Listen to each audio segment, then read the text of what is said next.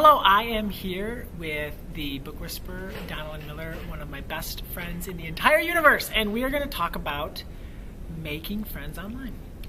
Well, we met online. We did meet online, and when Colby Larson said, can you make a post for my Friend Friday series, I thought, well, I'm going to be with Donalyn Miller.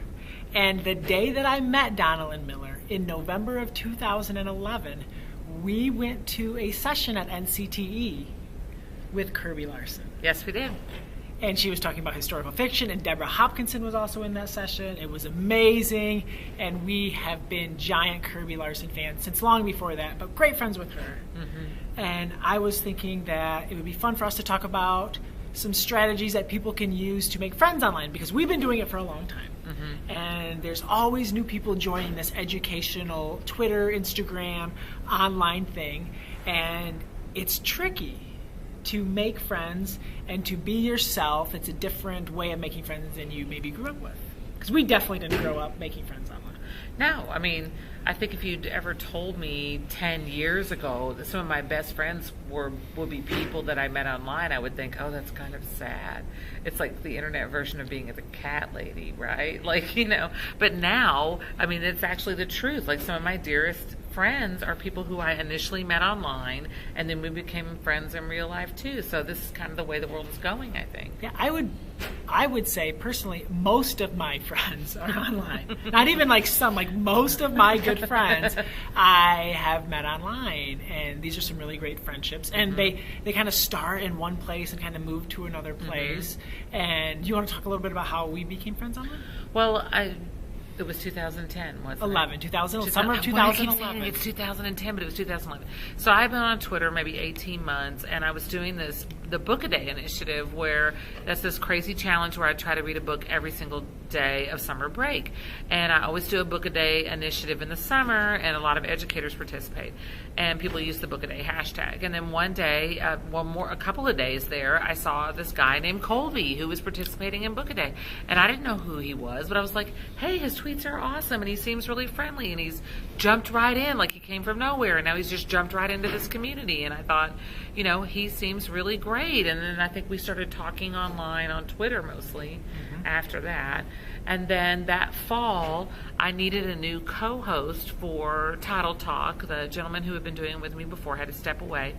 And I thought, Colby might want to do it. So I reached out to Colby and asked him if he'd be interested in co-hosting Title Talk with me. And I remember you're like, well, until the other guy comes back, I'll do it. And I made some offhand remark, and I said, as long as you don't say anything I philosophically am opposed to, you can be the co-host. She has said that sentence to me a lot. As long as you don't say something I feel philosophically opposed so to. So far, so good. Yeah, but didn't you go back and read all of my old blog posts? I read, and then I went through and read a bunch of the archive, the Title Talk archives. Like, whoa, this is intense. It's gotten even more intense. Well, now Title Talk's crazy. It's like drinking from a fire hose. I can barely keep up with it. Yeah. But we've been basically friends and collaborators since that time. And then we started Nerdy that fall. Yep, and then 2 years and a half later, you came for Nerd Camp. Nerd Camp, the first Nerd Camp. I've gone to every single Nerd Camp that we've had. Never missed one. And now we're writing a book together. Now we're writing a book together.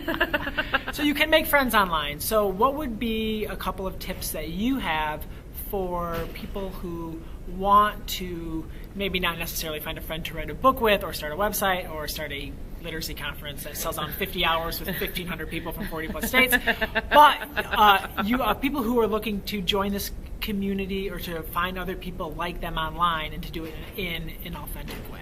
Well, I think the first thing is you have to put yourself out there. You find the there's so many social media tools now. We've got Facebook, we've got Twitter, we've got Instagram, we've got Snapchat. You can't feed all of those. Not at first, especially. Especially. So like, find one that you gravitate towards. And then start asking yourself, like, what am I looking for? Why am I here? Why am I in this space? Because I think sometimes we get on social media and we feel like it's about the other people, but we have to have clear understandings of why we're there too. Like, first and foremost, I'm on Twitter because I learn on Twitter. And then, of course, you know, I get to participate in learning with other people. And then who are the people who are talking about the things that you're interested? How do you find out who they are? So who are your literacy people, or who are your math people, or your technology people, or your librarian people? And then I think chats are super helpful to find people, because you're finding people with like interests. Well, and it's also like, especially if you're new, you don't even really know who to connect with. So if you find a chat that you like. So a Twitter chat, a lot of times they happen like once a month, like centered around a hashtag. We run Title Talk together. So the last Sunday of every month, using the hashtag Title Talk, from 9 Eastern to 10 Eastern, a bunch of people from all over the country who care about reading and books are tweeting using the hashtag. So the thing about hashtags is you can find people through the hashtag that you're not already following. Absolutely. That may share and I do every with month. you. Yeah, I wind up month. adding new people to my Twitter following every because they month. keep popping up, like things are saying are getting retweeted. Yeah, absolutely. So I think finding a chat that you're interested in about a topic or a hobby, it doesn't have to be professional necessarily. I'm sure there's a huge bass fishing community on Twitter. We're just not part of it. There's a bass fishing. There's a huge bass fishing thing here in the conference. Is there really? Yeah, it's no, like I didn't all see that. over. I'll show you. Yeah. Is their conference bigger than the librarian conference?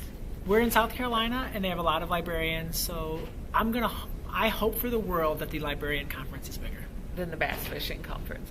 So I'm not betting. I wouldn't bet like the farm on it. Yeah, me either. But through that hashtag, you can find at least some people who are interested in the same things that you're interested in, and you can follow them. I think sometimes people feel guilty about unfollowing people, and I think it's almost like trying people out, right? You follow somebody, and after a little while, you tell yourself, hey, they're not giving me what I was looking for, or this relationship is weird. You're on social media for you, and it's not about being mean to a person, but, if you're connected with someone and it's just they're not your flavor, then, you unfollow them, or, And I promise hundreds of people have unfollowed us both. Yeah. And that's good. Yeah. I wouldn't because want we're not the right people for them. Yeah. Aww. And that's okay. I hope they find their people somewhere. And I think the hashtag on Twitter is great for chats especially. And the hashtag on Instagram is a huge way also to meet people in things that you're interested in. Yeah. Yeah, because a lot of you got to get better. The Instagram is a big thing with Instagram is the hashtags and finding people based on that common interest as well. I do notice that on Instagram you'll see a short post with like 8 hashtags. Yeah, and that's and for me. At first, I was like, "What's up with that?" And then as I did some more research on Instagram, well, that's how you connect with people. So at first, it seems like, well, people are doing that just because they want followers or just because they want this, and maybe some people are doing that. But I think a big reason is that cooperates really well with the Instagram algorithm. Is that how you say that? Yeah. And so I'm starting to understand that a little bit more, and that's a way that people can connect. And when you put things out there, you do it so people can see it. So I'm totally coming around on that and understanding that a little bit. Well, and I also, like, if I'm at a conference and I'm in a session with a speaker who I'm enjoying, I look them up on Twitter right then. I look them up on Instagram right then, and I'll follow them right then, because if I wait till tomorrow or whatever, it's going to fall out of my brain. And then I also look at who they're following, like who are they retweeting. So if, let's say I'm following Kirby Larson, for example. Kirby Larson? Yeah, we love Remember Kirby. we went to a baseball game with her in Yes, Washington we did. with her husband? It was amazing. It was amazing, even though it was a Seattle game and not a Rangers and game. And they lost to the Yankees. Yeah, they did. Sorry, I know Kirby, I know your husband was sad.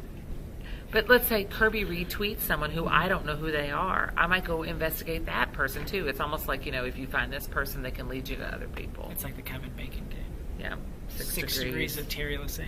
We're all 6 degrees of Terry Lassane. Or 6 degrees of Kirby Larson, maybe. I don't know. Probably. So what is maybe one thing that might turn some people off on social media? I think a lot of times authors, professional development authors, children's authors, they're told to get on social media because it helps them with marketing. But if you're overtly marketing and self-promotional online, I think it can be off-putting to people. So let's say you're involved in a thread talking about read-alouds with some other teachers or librarians, and then someone's like, here's my book, here's my book, here's my website. I find that a little off-putting. I think there's a way to kind of say, well, as we're talking about read-alouds, here's a resource. I created this resource and you can share it with people. There's a way to be smoother about that, I think, when you're blatantly self-promotional. Yeah. And I personally find it off-putting when people tag me on Facebook or Instagram or Twitter and they want me to go look at their blog post or something, and I don't have anything to do with the blog post. Like, they're not mentioning me, they're not mentioning anything I'm interested in, but they basically are tagging me because they want me to promote it for them. Because then you get dragged into conversations. Like, I've been in groups where they've tagged 16 people and I'm one of them. And then when I go on Twitter, I've got this entire conversation that's been going on for half a day that I don't know anything about. It's hard for me to follow. Those kinds of things bother me. And it makes sense. Like, I get like why you would want the Book Whisperer to read your blog post, but that's not the way to do it. No.